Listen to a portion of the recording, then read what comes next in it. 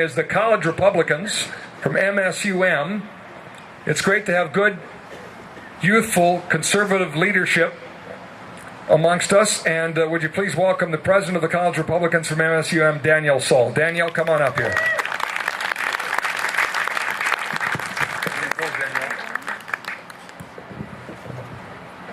Hi everyone, my name is Danielle Saul, and as the MSUM College Republican Chair, I'm here to share a student perspective on the budget crisis.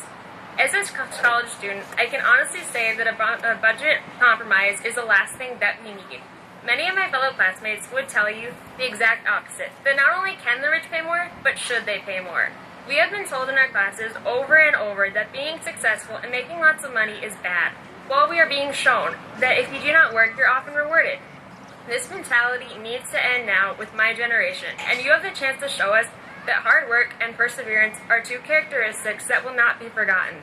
We can no longer afford to pay for the duplication of services and the continual growth of government.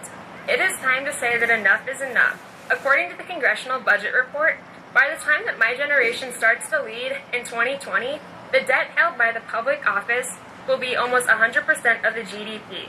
Not only does this mean higher taxes and a higher dependency level on the government, but it means that my generation may never have the chance to experience the American dream.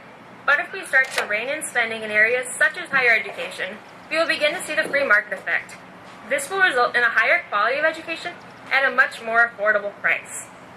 When I graduate next year, I hope to get a job. It's why we all go to college, isn't it? But if taxes keep increasing, Minnesota's business climate will deteriorate, and businesses will have to move across state borders to places such as North Dakota, South Dakota, or Wisconsin in order to keep their business open.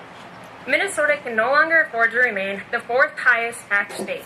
When businesses leave Minnesota, graduates have to leave in search of jobs. This leaves us remaining Minnesotans with less revenue and less job opportunities. It's time that we stop compromising and start sticking to our values. The same values that are listed in our Constitution. The same values that not only preserved our country, but founded our country. The Constitution is not a living, breathing document. It's the foundation of our country, and it's time that we start sticking to it. Governor Dayton's refusal to represent all Minnesotans as a whole will hurt real Minnesotans, all because of a funding increase that only 8% of Minnesotans even support. Legislators, like the rest of them speaking today, are fighting to keep Minnesota open and a business-friendly state, to make sure that my generation has the same opportunities as the previous generation. These are not right-wing extremist values. These are real values held by real people, and I think that they are worth fighting for.